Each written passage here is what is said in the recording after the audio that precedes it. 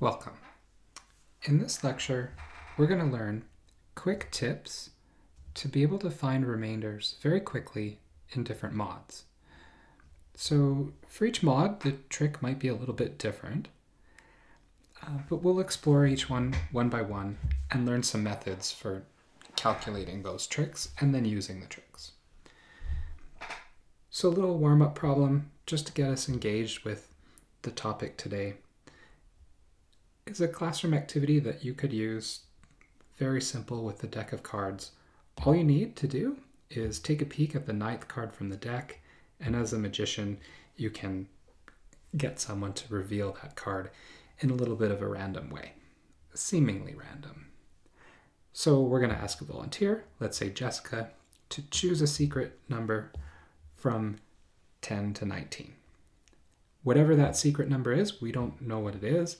We're going to have Jessica deal that many cards face down at one time in a little neat pile in front of her. And we're not going to look at what Jessica's doing. Then we'll ask her to sum the digits of the secret number. So we don't know the secret number, but we're just going to say, for example, she chose 15. In that case, she would add 1 and 5 together. So then Jessica's going to pick up the pile, deal that many cards, and then she should end up at the card that we peeked at. So why is this the case? So let's play around with this example using 15. So let's just say, there was 1, 2, 3, 2, all the way up to 15. That's how many cards were dealt out.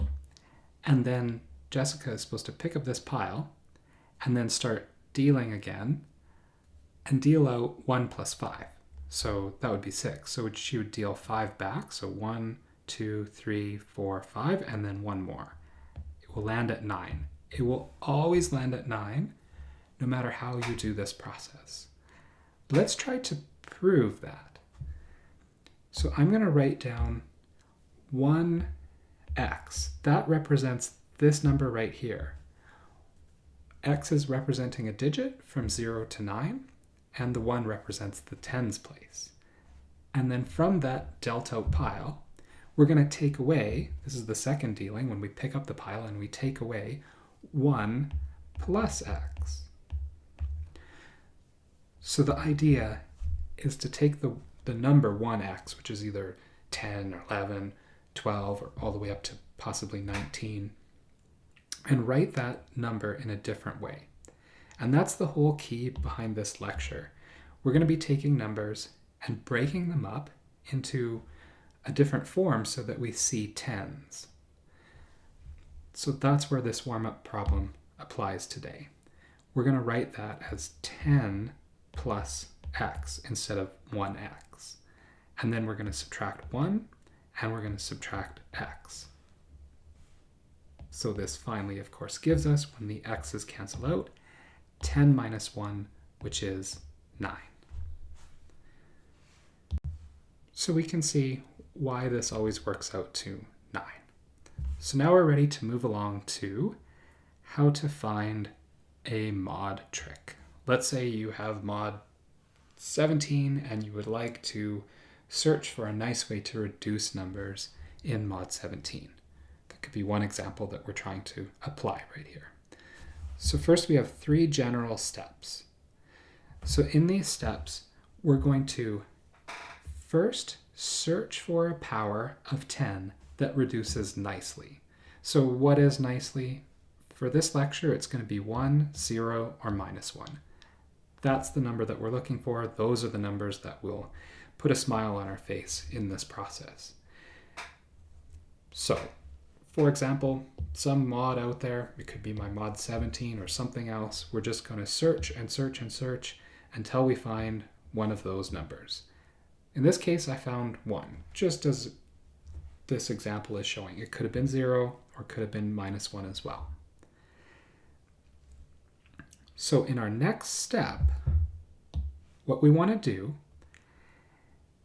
is express that number so that we see powers of 10. We want to see as many tens as possible. And 10 to the power of 3 was the one that reduced nicely. Okay, so here's the number that we originally started with that we wanted to reduce in the mod, whatever mod we're given. And once again, 10 to the power 3 was the one that made us happy. We reduced nicely. So we want to break that number up into groups of 3. So A, B, C, D, E, F, G, H, I. We have our 3 groups of 3.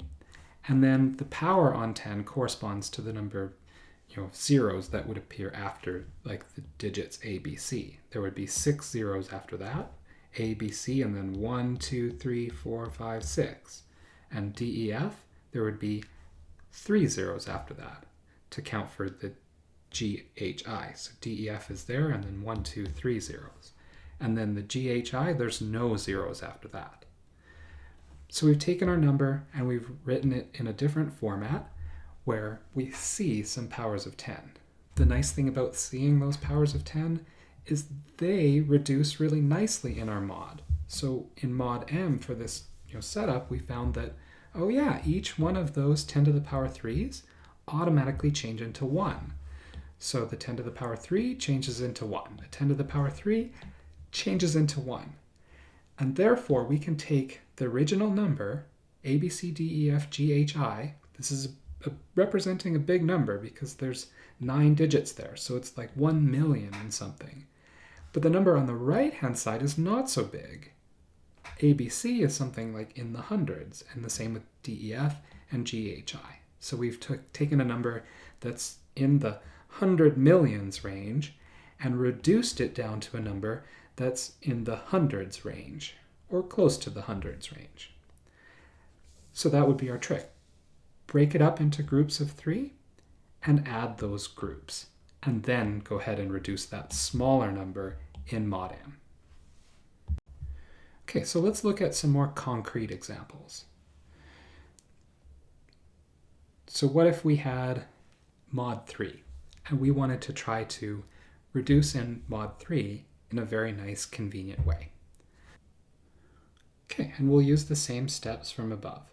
So the first step, reduce powers of 10 until you find something nice. Well, 10 to the power 1 is 1 itself because we can go ahead and subtract 9 from 10. So the number that we're trying to reduce here, A, B, C, D, E, F, we got 10 to the power 1 as the nice power of 10 that made us happy. So we're going to break up our number into as many 10 to the power 1s as we can see. So each digit gets its corresponding power of 10. Each power of 10 reduces to 1, and it ends up being that we just have to add the digits together. So that's our trick and our reason why this trick works for mod 3. Let's try to put this trick into action. So we'll take this number 2007, 1986 and divide by 3 and try to find the remainder. So using modular arithmetic, we just have to take this number and add up all the digits. And then each digit gets reduced in mod 3. So we end up getting 2 plus 1 plus 1 plus 2 is 6, which is 0 in mod 3. So the remainder is 0, this number that we're given. Even though it's a very big number, we're quickly able to deduce that there is no remainder when you divide by 3, or this number is a multiple of 3. Let's take a look at the next problem. What about a trick for 4? How would that work out? So again, we start with trying to find, searching for a power of 10 that is either 1, 0, or minus 1. So 10 to the power 1.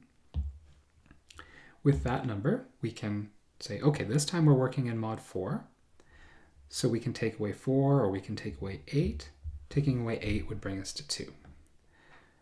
So then 10 to the power 2 would be 10 times as much. So 2 times 10, that gives us 20. And from 20, we can subtract 4 times 5, or just 20, and we get 0. So now we're happy with our power of 10. We can break up our number that we're given. This time there's 7 digits into groups of 2 because we got 10 to the power 2. So notice that FG is our first group of 2, then DE is our next group of 2, BC is our next group of 2, and then our final group of 2 just has one digit, just A, but that's okay. If we run out of digits, it still forms a group. There's just one digit there. And then representing the zeros that would come after those numbers are written as 10 to the power 2s. So each one of those 10 to the power 2s changes into 0. So you're only left with FG. So this is quite nice. It takes a big number and gives you a nice tool for mod 4, finding the remainder in mod 4. You only have to look at the last 2 digits. And it really doesn't matter if there's more digits here. If we had a 20-digit number, we would still only have to look at the last 2 digits because all of these zeros would keep showing up for all of the higher digits because of the 10 to the power 2 being 0. Okay, let's look at another example. So if we wanted to take that number from before and write it out as its remainder in mod 4, we can just look at the very last 2 digits, 86. And then maybe from 86, we'll just think of how do we reduce that? Maybe a multiple of 4 that's close to 86. You could take away 80. You'd be left with 6. You could take away 4. And it'd bring you down to the remainder of 2. Okay, so another example. Let's try a trick for 11. How would that work out? So we can start with our step 1, reducing powers of 10 in the mod that we're dealing with, and we get a result right away. 10 to the power 1. From 10, we can take away 11, and it brings us straight to minus 1. So in the previous example, we looked at 0. In the one before that, we looked at the scenario when we got 1. And finally, this will give us the last of those scenarios when we get minus 1.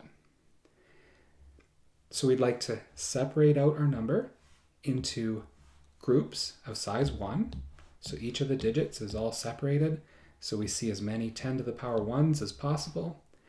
Every one of those 10 to the power 1s changes into minus 1. And here we get this nice result again. We can take a big number. All we have to do with that number is write it out as the digits and alternately add and subtract those digits. Notice that the alternating starts with adding from the right-hand side and then subtracting, alternating, moving to the left. So add, subtract, and then adding A. Let's put this trick into action. So in example 3, we take that number that we've been dealing with and we write it out as all of its digits and reduce in mod 11 by adding and subtracting each of the digits. So plus 6, minus 8, plus 9, minus 1, plus 7, minus 0, plus 0, minus 2. So all that works out to be 11, which is 0. So the number that we started with is a multiple of 11. So another thing that you can do, once you have a trick set up, you may be able to combine it with another trick to make a brand new mod trick. So what could we do in terms of making new mod tricks if we already have some existing ones? So below it says, suppose we know a trick for M and N, and we know that the GCD, the greatest common factor of these numbers, is 1. So anytime we read some mathematics and it gives us some conditions, we have to make sure that every time we might use this new mod tricks from old, we are using the condition that it gives us. So we're picking 2 numbers and we are making sure that those 2 numbers have no common factors between them. So the greatest common factor is just 1. Let's take our red pen and just highlight that, double underline that. We make sure that we're checking that the GCD between the two numbers we're dealing with is 1. So what we can do is use the trick for m and use the trick for n to find a new trick for n multiplied by m. So let's do an example. Let's say that we wanted a trick for 6. What we would kind of start by trying to think about, well, maybe we don't know a trick directly for 6, but let's think about how could we multiply to get 6. And we don't want to use 1 and 6 because then we would require a trick for 1 and 6, and we don't have a trick for 6 just yet. But 2 times 3 is 6. So that's where we start. Okay, 2 times 3 is 6. And then we need to verify. Do we verify our condition? Yeah, 2 times 3 is 6, and 2 and 3 is 1 when we take the GCD. So we can automatically get a new trick from our old mod tricks by reducing in mod 2 and in mod 3. Mod 2 has a very straightforward trick. You just ask whether your number is even or odd. If it's even, you get 0. Otherwise, you get 1. And we just discovered before in this video that this number that we've been practicing with is 0 in mod 3. So that means that it's also 0 in mod 6. Okay, so thanks so much for your attention through this video. In the next video, we'll be doing examples of everything that we learned in this video.